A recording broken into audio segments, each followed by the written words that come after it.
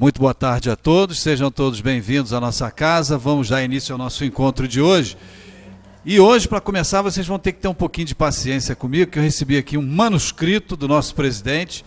A Magui falou para mim ali que, como são 99 anos da comemoração da nossa casa, tem que ser um manuscrito feito pelo nosso presidente, mas está muito bem escrito com as letras góticas, que só ele sabe fazer, né? Então vocês vão me dar ter um pouquinho de paciência, nós vamos contar um pouquinho da história dos 99 anos do Centro Espírita Friburguense, que aconteceu no sábado, dia 15 agora, tá? Então nosso presidente escreveu aqui assim: ontem, como no caso isso aqui foi lido no domingo também, não é isso? 15 de junho de 2019, o Centro Espírita Friburguense completou 99 anos de sua fundação. Também a nossa sede própria, nesta data de 15 de junho, completou 94 anos de sua inauguração. Seu fundador foi o farmacêutico Samuel Cardoso, que foi homenageado com o título de sócio honorário na reunião de 3 de outubro de 1925, data em que o centro comemorou o natalício de Kardec. Nos primeiros 5 anos do Centro Espírita Friburguense, as reuniões eram realizadas num salão alugado da Sociedade Humanitária dos Operários, que inclusive existe até hoje o prédio, está pintadinho de azul ali, é uma autoescola, né? Mas a fachada do prédio é a mesma até hoje. Nossa primeira diretoria assim ficou formada: presidente Samuel Cardoso, vice-presidente João Perna, secretário Manuel Marques de Carvalho Júnior e tesoureiro Elia dos Santos Monteiro. Nessa reunião de fundação ocorrida em 15 de junho de 1920, foi recebida a primeira comunicação de um espírito através do médium Elias dos Santos Monteiro, que se identificou apenas como um amigo, que inclusive é a seguinte a comunicação, aspas: meus amigos, que estejam sempre acompanhados por vossos anjos da guarda. A grande obra já está iniciada, os instrutores e construtores estão começando a construí-la, os operários estão sendo acolhidos para nela trabalharem, e só serão aceitos os que forem aptos, os que não forem serão postos de lado, para não estragarem aqueles que estão empenhados nesta obra sublime, em que só poderão colaborar os que forem bons, justos, leais, caritativos e amorosos para com o Pai e para com seus irmãos. Preparai-vos, o dia está próximo. Filhos, esta obra realiza-se no nosso planeta, que transformar-se-á em um planeta adiantado, e os operários escolhidos são aqueles que na Terra só têm feito o bem, cumprindo o que Jesus nos ensinou. Amai-vos uns aos outros como a vós mesmos. No dia 15 de junho de 1925, às 7h30 da noite, sob a presidência de Alfredo dos Santos Spinelli, ocorreu a inauguração deste prédio, nossa sede, presentes 250 pessoas, entre elas altas autoridades da cidade, como o prefeito interino, o senhor Joaquim Antunes, o delegado em exercício, o senhor Afonso Sardu, o diretor do jornal Friburguense, o senhor Augusto Cardoso e outras figuras. A primeira mulher a fazer parte da diretoria do CEF, como bibliotecária, foi a senhora Eunice Macedo, no ano de 1935. Como presidente, a primeira é a nossa querida Ângela Maria de Castro Barbosa, em 1996, que aqui está com a gente ainda, graças a Deus. Os primeiros médiuns foram Elias dos Santos Monteiro e Manuel Marques de Oliveira, em 1920. As primeiras médiuns femininas foram Eulina, a primeira, Rosalina Soares, a segunda, e Ana Barros, todas no ano de 1925. Espíritos que deixaram seus nomes em mensagens nas reuniões: Teresa, Antônio Carlos, Dimas Ferreira Pedrosa, Joaquim Bandeira do Espírito Santo, Carlos Ferreira, Lucas, Papa Pio XII, Joaquim Bezerra de Menezes, Américo Ferreira da Rocha e João Batista, 1920 a 1948. Primeiros palestrantes, em 1920, Manuel Marques de Carvalho Júnior, Samuel Cardoso, João Perna e o professor Porfírio Ramos e também o Guedes. Esse professor Porfírio Ramos era uma sumidade, né, senhor presidente? Era uma sumidade. Quem tiver acesso depois, mais na frente, que nós vamos ter esse material histórico que o nosso presidente está fazendo o levantamento, era uma pessoa, assim, de uma cultura e de um devotamento além da conta. A primeira mulher palestrante foi Alice Rocha, em 1935, depois vieram Noêmia Rocha, Eunice Machado, em 1937. Sob a presidência do senhor Henrique Sleide Martins e com a presença do senhor prefeito Dante Laginestra, de Eugênio Gripe, presidente do Centro Espírita do Amparo, do representante do jornal desta comunidade, A Paz, do Dr. Santos Werneck e do senhor Alfredo Santos Spinelli, ex-presidente do CEF, foi inaugurado o albergue noturno e uma farmácia homeopática no dia 14 de março de 1937, que funcionaram nesta casa. O albergue funcionou até o ano de 1942.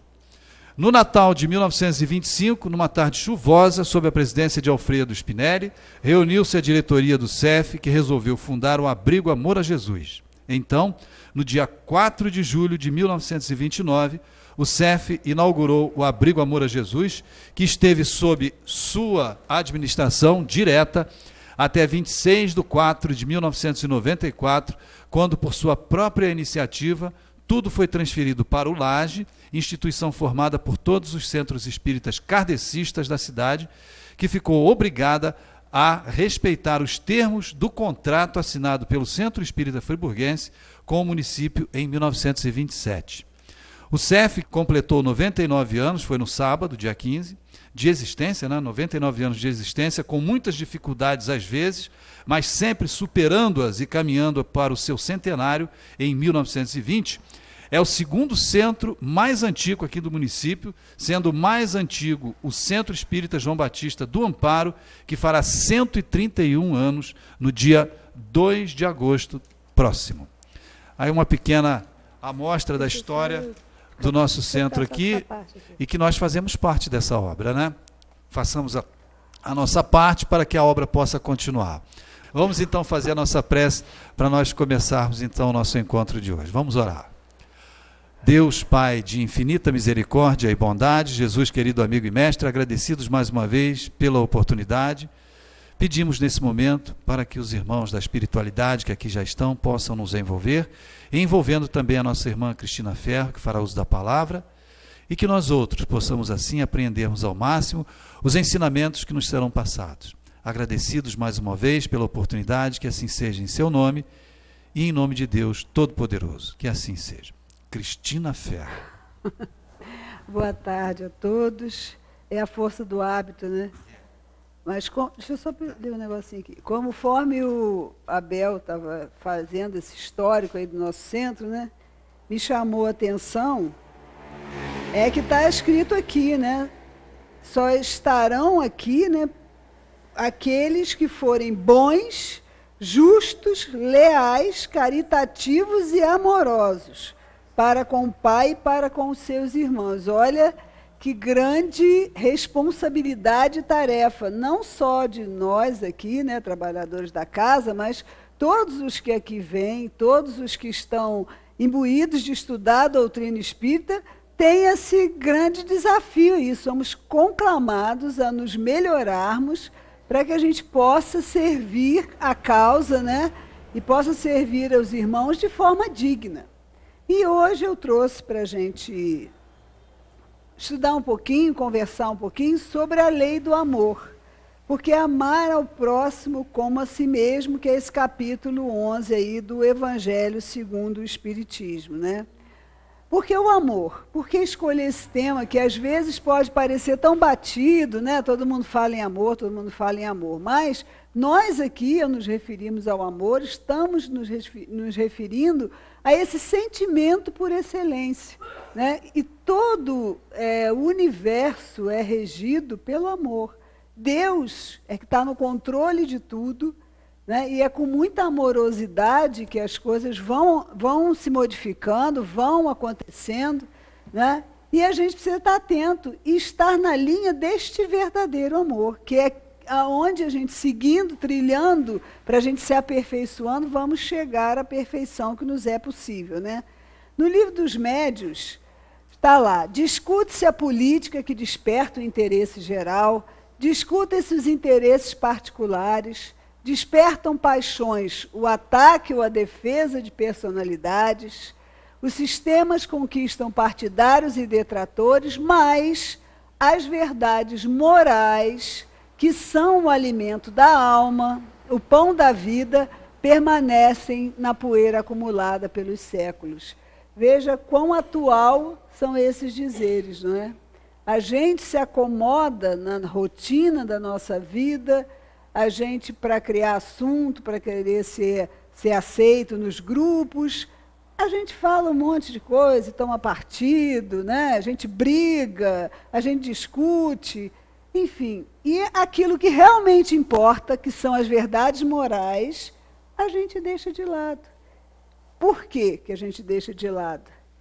Primeiro porque é isso, a gente está inserido no mundo, num contexto de inferioridade, num contexto que atualmente está muito aflorado as animosidades, e a gente tem que falar também, a gente tem que ter um partido, a gente tem que ter um lugar neste mundo. A gente procurando um lugar neste mundo, a gente está deixando para lá o nosso lugar, né, no verdadeiro mundo, que é o espiritual. Somos espíritos eternos e imortais. Não estamos aqui a passeio, nem para ficar bem na fita, nem para adquirir bens. Estamos aqui para evoluir. Eu vou passar aqui um videozinho. Ela é uma psiquiatra que ela trabalha com pacientes terminais, né? Ela trabalha com pacientes que já estão nessa fase aí terminal. E aí ela fez uma grande pesquisa, né? Existe um hospital, digamos assim, o hospice que ela chama, onde as pessoas que estão nessa fase de vida, uma doença mais avançada, vão para lá. Mas vão para lá, mas não é para morrer. Né? Não vão para lá para aprender a morrer, para esperar morrer. Elas vão para lá para elas saberem que enquanto existe um fio de vida, nós somos seres importantes e nós temos uma missão aqui na Terra. Né? Nós temos que ser valorizados nas nossas conquistas, na nossa história, nas nossas lembranças, né? E assim, ela conta nesse vídeo que ela ficou muito surpresa, que chegou lá um rapaz de 40 e poucos anos, que ele estava com uma doença terminal, que os exames dele diziam que ele não ia durar nem 5 dias. Mas ele estava alegre, feliz, se entrosou com todo mundo na casa, e no final lá de um determinado tempo, ela foi conversar com ele, ela falou, eu preciso aprender com você. Tirou o jaleco dela e falou, eu estou aqui agora como um aprendiz, porque você está vivendo toda essa situação, você tem filhos pequenos, você é um rapaz jovem, está enfrentando essa situação, e você é o astral mais alto que tem aqui, você é a pessoa que mais está aí, está conversando, está animando as pessoas.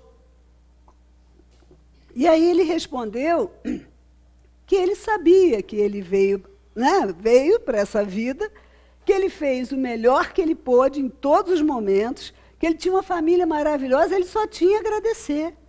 E que ele não ia estragar essa saída dele desta vida se lamentando e fazendo mal para aquele que eles amavam. Porque se as pessoas fossem lá visitar ele, a esposa, os filhos, e ele tivesse naquele baixo astral, que ele tivesse mal, óbvio que eles também estariam, né? Então, ele disse que ele estava em paz com ele mesmo, porque ele sabia o que ele veio fazer, fez e sabia que ele ia embora. Né? Então, apesar de todos os exames, ele ainda viveu uns 4, 5 meses, e quando ele desencarnou, a esposa, os filhos estavam lá com ele. E essa médica disse que, nesse momento, ela aprendeu uma grande lição, né, de como a gente deve se portar. E aí, ela também comenta isso. Os 5 maiores arrependimentos de pessoas antes de morrer. Não ter tido a coragem de viver a vida que queria e não a que os outros esperavam que vivesse, porque a gente vem inserido numa família, na verdade, a gente está inserido num contexto, numa sociedade, e muitas vezes, porque a gente quer ser aceito, a gente acaba vivendo a vida que os outros gostariam que a gente vivesse. A gente acaba escolhendo a profissão que dá mais dinheiro, teoricamente, não aquela que iria nos realizar, né? E a gente vai fazendo escolhas que fazem isso, com que a gente não tenha tido a coragem de viver a vida como a gente queria, porque a gente acha que tem que ser igual a todo mundo. Nossas digitais, ninguém tem uma digital igual a outra, então nós não temos que ser iguais, nós estamos inseridos no mesmo meio para ter nossas aprendizagens, aprender as nossas lições, mas não necessariamente sermos iguais. Então, se todo mundo... É aquela velha história da criança, até do adolescente, quando vai lá e tirou nota ruim na prova, a primeira coisa que ele chega a dizer, mas todo mundo tirou. Todo mundo foi mal na prova. E a resposta da mãe é, mas você não é todo mundo, né?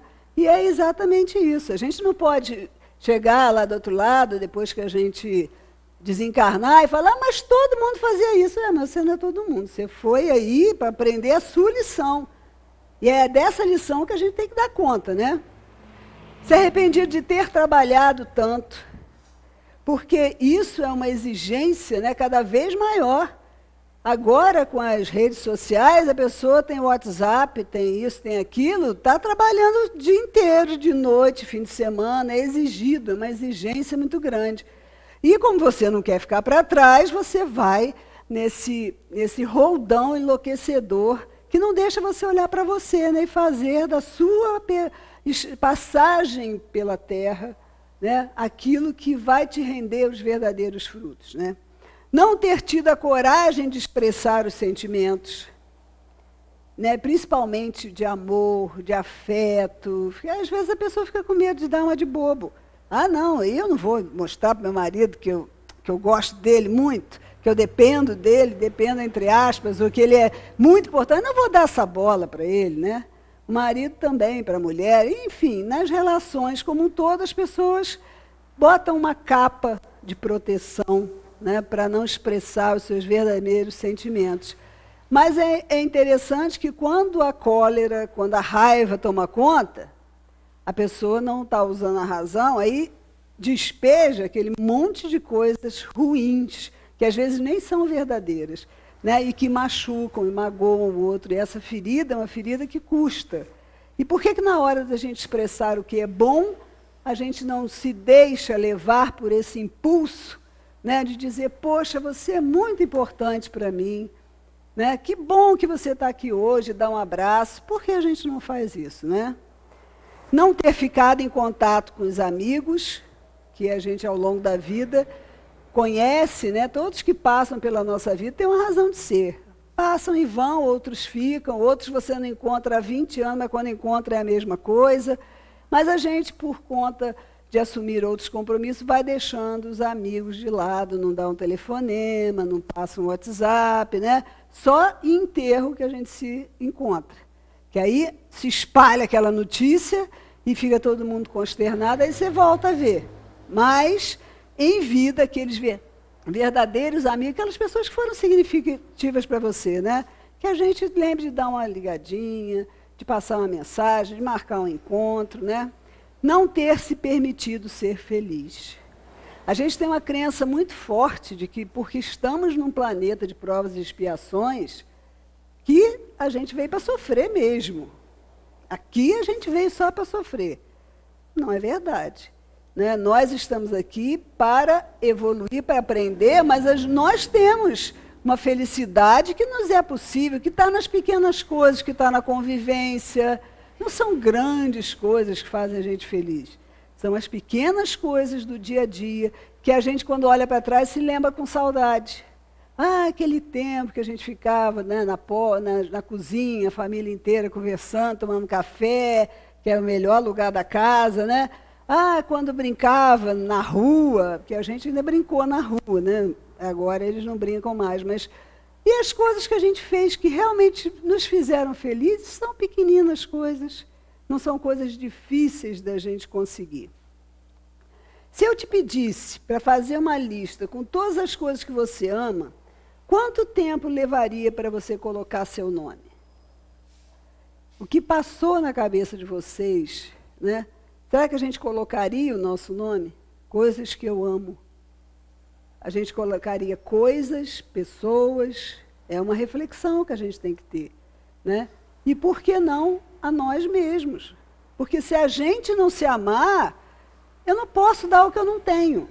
Como é que eu quero amar o outro se eu não sei me amar? Se eu tenho raiva de mim, se eu me escondo, porque eu não admiro a pessoa em que eu estou me tornando, porque ninguém é, nós estamos, né? A gente vai se construindo. Então, se eu não aprender a me admirar com os defeitos que eu tenho, a rir deles, a ter leveza de rir, Né? Ah, eu sou assim, eu estou assim. A gente fala eu sou assim, a gente se coloca como se fosse eterno. Né? Mas a gente precisa aprender a colocar o nosso nome. Né? Amai-vos uns aos outros, eis toda a lei, divina lei pela qual Deus governa os mundos. Olha que coisa grandiosa, né? Que amor é esse que governa os mundos? O amor é a lei de atração para os seres vivos e organizados. E a atração é a lei de amor para a matéria inorgânica.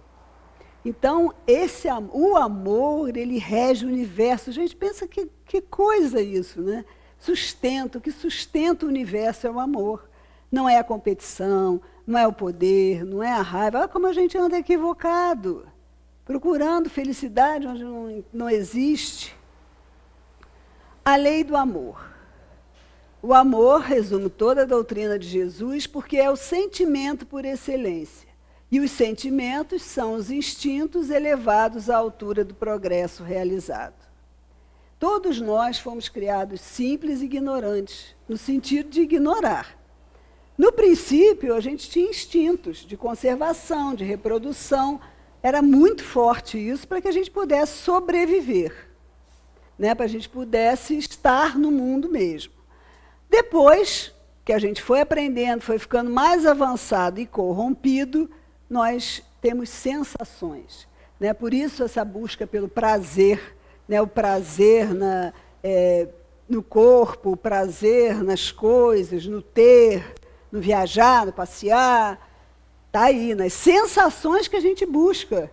É como se fosse uma droga, né? Que você experimenta e aquilo te eleva de alguma forma. E depois você vai procurando mais, e procurando mais, e procurando mais, e está viciado naquilo. E o nosso apego é uma espécie de vício, por essas sensações que a gente fica buscando. A gente se apega à matéria, a gente se apega às coisas, às pessoas, buscando essas sensações que a princípio nos deram muito prazer. E depois, mais instruído e purificado, nós temos os sentimentos. Aí a gente começa a desenvolver os sentimentos. E o amor é o requinte dos sentimentos. Nós aqui no planeta Terra não conhecemos esse amor. Né? O amor maior que a gente conhece, porque ele se aproxima mais do incondicional em algumas vezes, é o amor pelo pai, pela mãe, ou o amor da mãe pelo filho.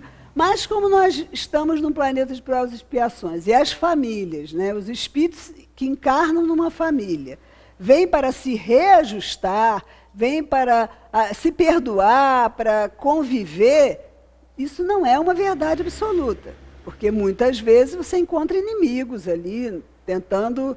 Por que vem numa mesma família, como pai, como mãe, como filho? Exatamente porque esse tipo de amor que a gente conhece é capaz de quebrar essas barreiras de ódio que foram criadas atrás.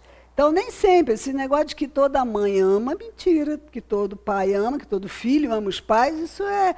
A gente criou uns slogans, né, na humanidade e acreditou neles.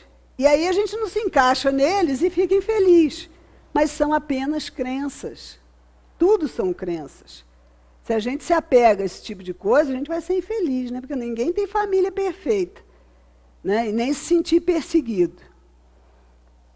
Os espíritos que desde o princípio seguiram o caminho do bem, têm necessidade da encarnação. Esse está no Livro dos Espíritos, sobre a encarnação dos espíritos. Todos são criados simples e ignorantes, e se instruem através das lutas e tribulações da vida corporal. Então, a gente tem que ser grato pelas nossas lutas, porque são elas que vão nos construir, né? E aí é o seguinte, mas então de que serve aos espíritos seguirem o caminho do bem, se isso não os isenta das penas da vida corporal? Eles chegam mais depressa ao alvo. Além disso, as penas da vida são frequentemente a consequência da imperfeição do espírito. Quanto menos imperfeito ele for, menos tormento sofrerá.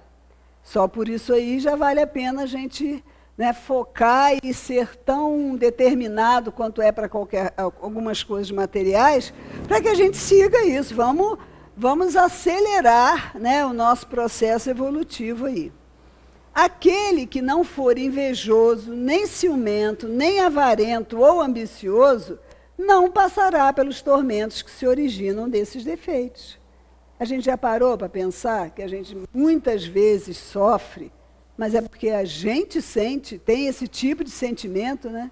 Ciúme é posse, ninguém é dono de ninguém, né? Inveja, o querer segurar os bens materiais, não, é meu, é meu. Quantos espíritos se vê, mesmo após o desencarne, né, que são espíritos que estão muito ligados a o plano terreno, apegados à matéria, querendo ficar no lugar onde eles moraram, existiram, para ninguém usar, para ninguém pegar. Todos os nossos bens são por empréstimo, né, não são nossos. Tanto que uma pessoa pode ter uma fortuna imensa e depois ficar pobre. Outro pode ter nascido pobre e, de repente, ganha uma herança ou trabalha, enfim, vai ter, porque a fortuna e os bens são feitos, nos são dados para que a gente proporcione o bem-estar a nós e aos outros. Não é para a gente segurar. É o bem que a gente pode fazer com eles, né? No 132, qual é a finalidade da encarnação? Levar os espíritos à perfeição. Para uns é uma expiação, para outros uma missão. E também para pôr o espírito em condições de enfrentar a sua parte na obra da criação. Veja bem como isso é muito sério. Nós encarnamos, nada no universo é por acaso. Né? Tudo tem um funcionamento perfeito. E a nossa vinda para a carne, seja nesse planeta ou em outros planetas, é uma forma de aprendizado, de expiação pelos males que a gente possa ter cometido. Expiação não é castigo, né? Eu só consigo aprender determinadas lições vivendo aquilo. Aquilo que eu fiz para o outro, enquanto eu não sofrer na pele, eu vou achar que não era tão assim, né? Então, a gente vai trocando de posições para a gente aprender as coisas que a gente tem dificuldade de aprender, né? Às vezes é uma missão, né? Os pais têm uma missão, eles recebem aqueles espíritos no seio do lar, né, ali, para ajudá-los na sua evolução. É uma missão muito séria, onde a gente dedica amor, precisa de limites, sim. Né, os bens materiais não se colocam no lugar da atenção e do amor. A gente vê crianças que têm tudo, porque os pais estão fora muito tempo trabalhando. Mas eles não têm o que eles necessitam, que é o amor, o aconchego, a compreensão, o colo, a briga, o castigo, o limite. Adolescentes desafiam os seus pais porque eles querem o limite. Se tiver tudo bem fazer tudo, qual é a graça do negócio? O que acontece? Por que tantos jovens deprimidos? Porque eles não se sentem amados. Porque eles não... pode, é você que sabe, você é dono da sua vida, você vai você, faz o que você quiser, assume as consequências. Não é por aí, a gente está se desviando, né, de um propósito aí. É missão dos pais, sim. E a gente precisa se sentir parte, né? A gente precisa, enquanto jovem, enquanto filho, enquanto mãe, a gente precisa se sentir parte. Sentir que estamos vivendo como nós fomos criados para viver, numa rede de relações que se apoiam e que impulsionam a nossa vida, né?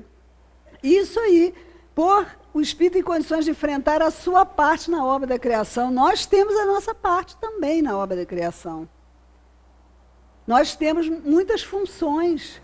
E veja, nós no planeta Terra estamos destruindo o nosso planeta. E como existe a lei de ação e reação, nós já sofremos as consequências de fazer isso. Né? Então, nós temos uma parte na obra da criação que a gente não pode deixar para os outros, não. A ação dos seres corpóreos ela é necessária à marcha do universo. Mas Deus, na sua sabedoria, quis que eles tivessem nesta mesma ação um meio de progredir e de se aproximarem dele. É assim que tudo é solidário na natureza. Eu acho isso muito bonito. né? Me sentir parte, assim, de um universo onde todos nós somos parte, com os nossos defeitos, com as nossas angústias, com as nossas raivas, nossos medos, nossas incompreensões. Nós fazemos parte, isso tudo na natureza é solidário, né? Tudo faz parte. Os animais têm uma função na Terra, né, de auxiliar o homem, ajudam imensamente a trabalhar os afetos. A gente precisa respeitar os animais, são seres vivos. Me corta a alma quando eu vejo que passa, as pessoas gostam de fazer essas propagandas, né, essas coisas de tortura, de maus tratos. As plantas, né, ensinar às crianças, né, o valor dessas coisas. Outro dia eu vinha passando aqui na avenida e eu fiquei até feliz. Tinha uma menininha pequenininha assim com a mãe. E ela olhou para dentro do canteiro e tinha copo de plástico, garrafa de plástico, guardanapo. Ela se horrorizou como se ela tivesse visto um monstro.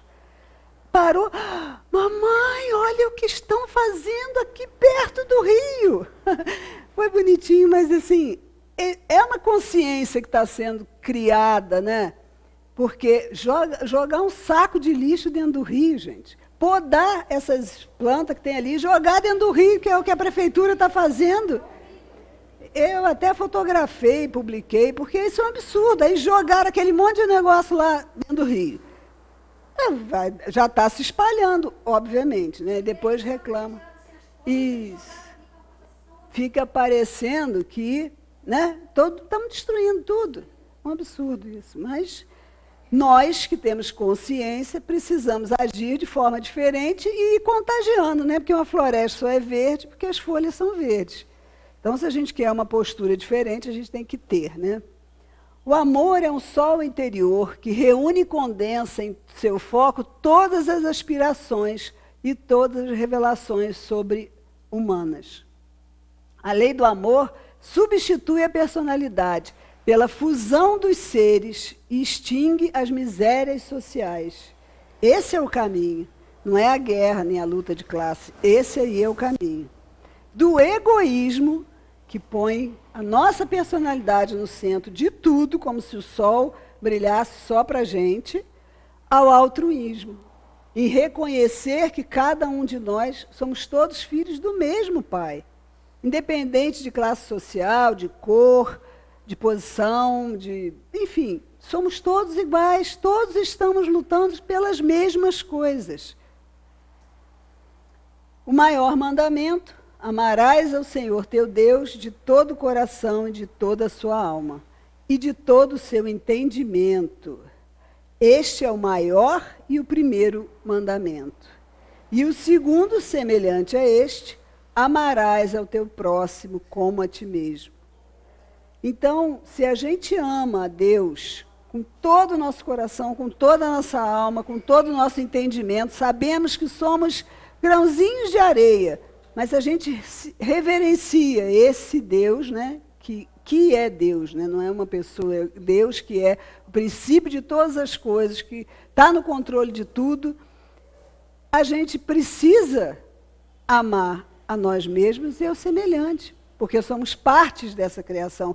Como é que eu, se eu não me amar, posso amar a Deus dessa forma, sem me envergonhar, sem me revoltar, porque eu não tenho aquilo que eu acho que deveria, né? Sem ficar magoada, achando que fiquei abandonado. Como é que eu vou amar o outro se eu nem me amo? Isso é uma parte fundamental. Não acrediteis na esterilidade e no endurecimento do coração humano, que cederá, mesmo de mau grado, ao verdadeiro amor.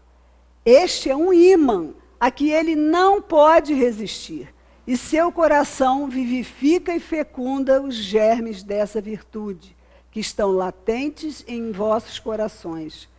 A terra, morada de exílio e de provas, será então purificada por esse fogo sagrado, e nela se praticarão a caridade, a humildade, a paciência, a abnegação, a resignação, o sacrifício, todas essas virtudes filhas do amor. Então, por mais que a gente olhe o mundo e diga assim, gente, esse negócio aí de amor não vai rolar aqui. Isso não vai acontecer. Mas é isso, Deus permite que as coisas aconteçam, estão todas nos planos dele, mas todos nós vamos chegar lá, querendo ou não.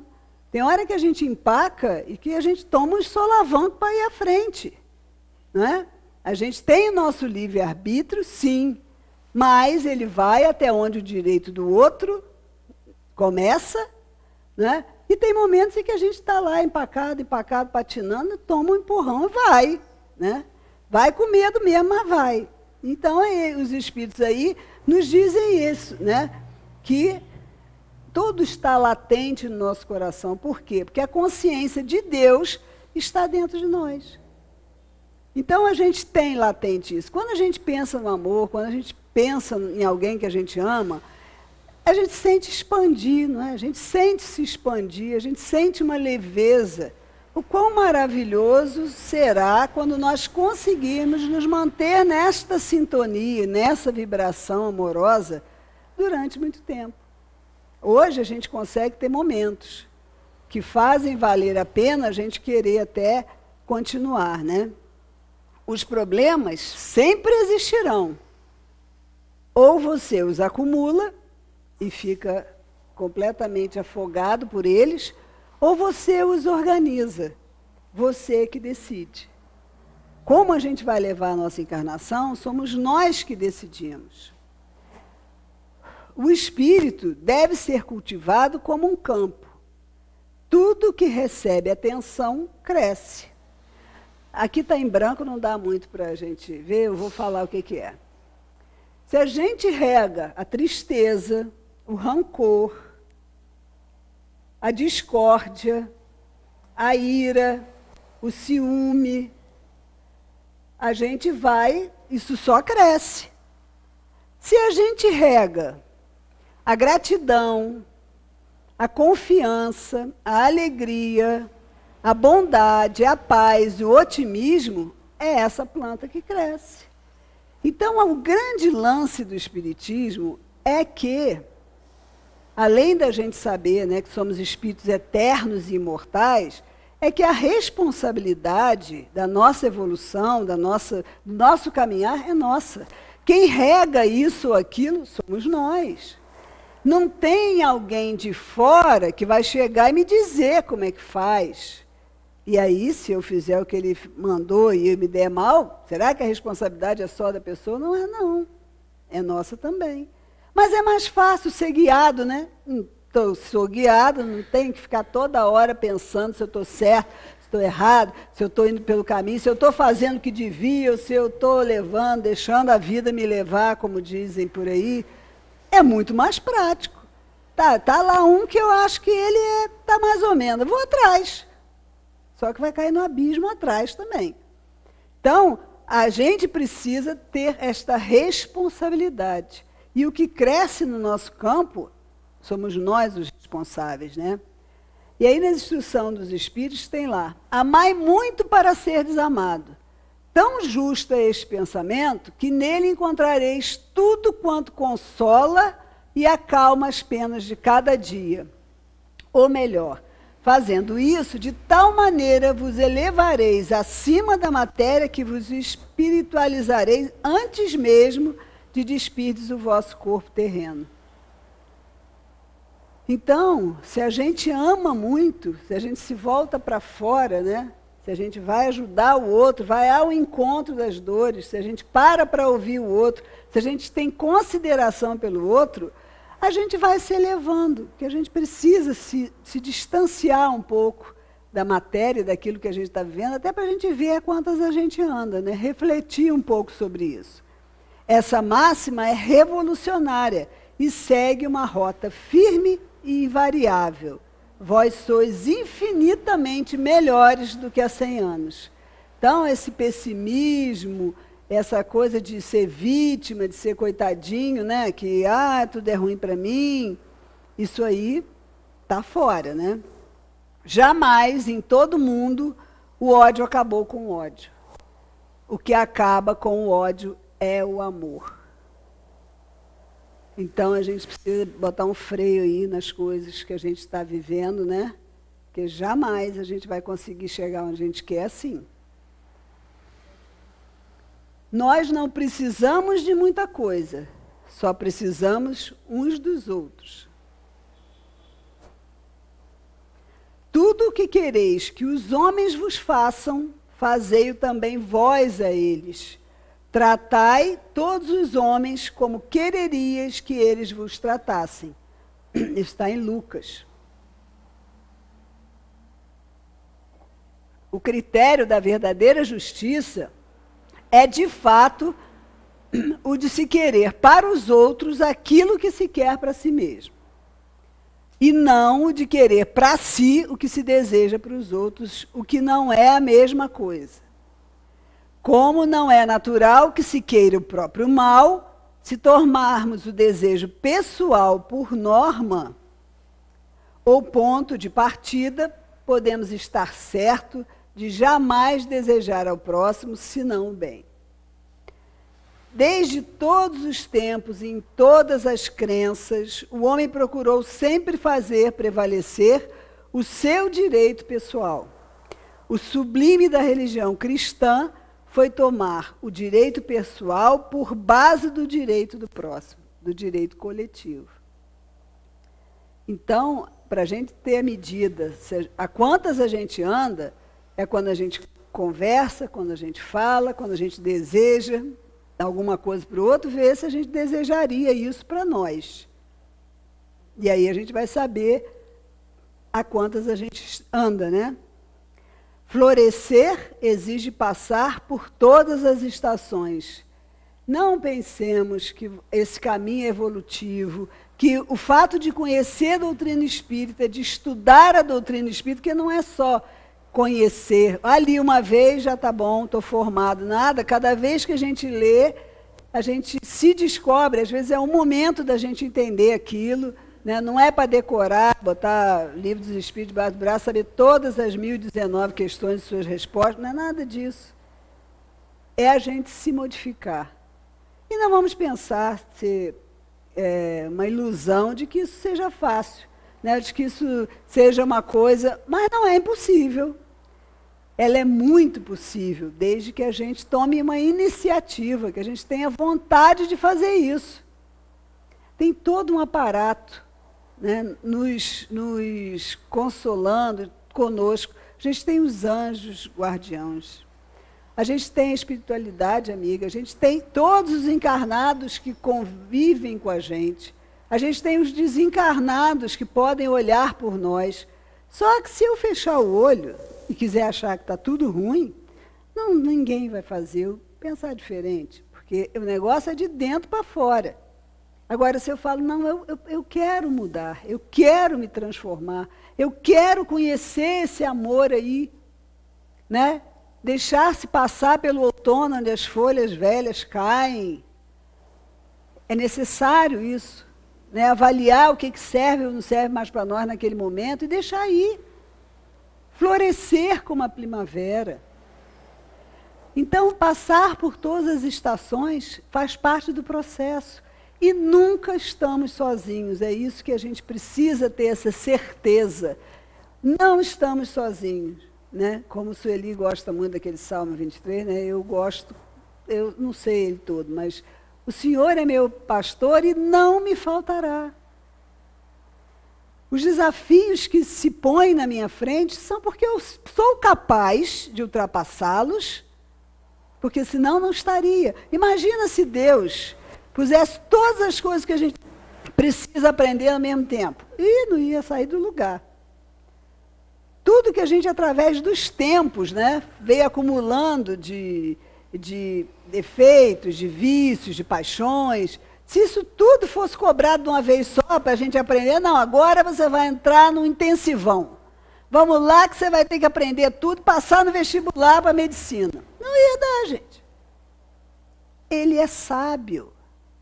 É um passo de cada vez. E se um desafio se apresenta para mim hoje, é porque eu sou capaz de superá-lo. Mas eu tenho que estar com vontade. Eu tenho que ter uma decisão firme. Eu tenho que pedir ajuda aos encarnados e aos desencarnados, né? Que vão nos ajudar.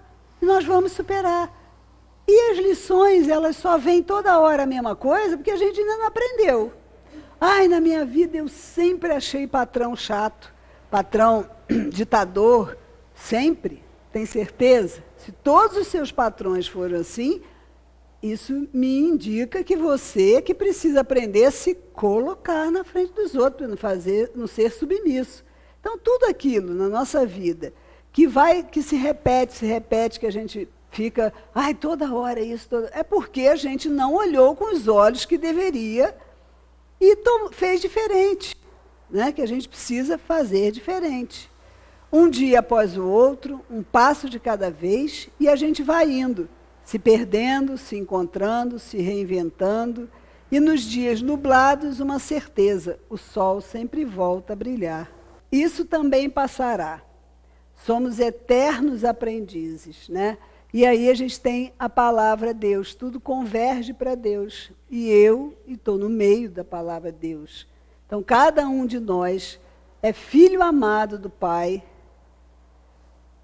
tem todo o potencial. Você acha que ele não acredita na gente? Você acha que nós fomos criados e ele bota a mão na cabeça e fala assim, estou perdida essa humanidade, vou começar de novo, porque muita gente acha que tinha que começar de novo, que não tem jeito. Não, ele sabe quem somos nós, ele sabe da nossa história, que não é só de agora, de 20, 30, 40, 50 anos, ele sabe as nossas lutas. E quando se diz que a gente reconhece o verdadeiro espírita pelo esforço que ele faz em se transformar. No Evangelho não está escrito que o bom espírito é aquele que está com tudo certo. É aquele que faz o esforço. É aquele que olha para si mesmo, analisa, traça uma meta ali, né? Não vamos querer traçar todas, mas agora eu preciso trabalhar isso na minha vida que não está legal. E vamos nos dedicar a fazer isso. Isso é o que Deus espera de nós. Ele não espera de nós a perfeição, que Ele sabe que a gente nem pode, né? Enfim, é isso. É Deus, né? E é para lá. E é para essa perfeição que nos é possível que a gente vai, com dedicação. Que a gente possa pegar essa semana que se inicia, né? Parar num lugar, 2 minutos, 5 minutos, porque o nosso tempo, a gente diz que não tem tempo. Tempo é uma questão de prioridade, né? A gente sempre acha um tempinho para fazer o que a gente quer. E tem aquela passagem, né, acho que está na Bíblia, não está no Evangelho segundo o Espiritismo, Marta e Maria lá com Jesus. Marta estava lá limpando a casa, lustrando, lavando louça, fazendo não sei o quê, e a Maria estava lá sentada ouvindo. Então, o que Jesus disse? Marta, Marta, por que se preocupa com essas coisas? É o que a gente falou no início, né? O que é verdadeiro são as virtudes morais que a gente precisa. O resto vai ficar aí. Casa vai ficar suja hoje de noite, se você disser que não pode parar 1 minuto porque tem que lavar louça, lavar roupa. Amanhã está sujo de novo, não se preocupe. Então, vamos dedicar a nós mesmos um tempo, né? De sentar ou de deitar, respirar, prestar atenção na nossa respiração. Por que isso? Porque aí você vai se desligando um pouco de tanta coisa, porque a gente não para de pensar nunca, né? O pensamento fica... Então, quando a gente faz isso, presta atenção na nossa respiração, umas 5, 6 vezes, você vai acalmando um pouco aqui dentro, né? Para a gente poder ver as coisas que hoje a gente pode mudar, que hoje a gente pode fazer diferente. Amanhã é outra história. E um passinho de cada vez, a gente vai chegar lá, né? Com esse amor divino sendo a nossa meta final. Lá para frente eu quero ter esse amor aí. Muita paz para todos. E eu gostaria de pedir à nossa primeira presidente que pudesse vir aqui um pouquinho, fizesse a nossa prece para encerrar a nossa reunião de hoje. E se ela tiver vontade, ela pode fazer inclusive uso da palavra e falar um pouquinho da nossa casa. Nossa primeira presidente, né? Dá para subir?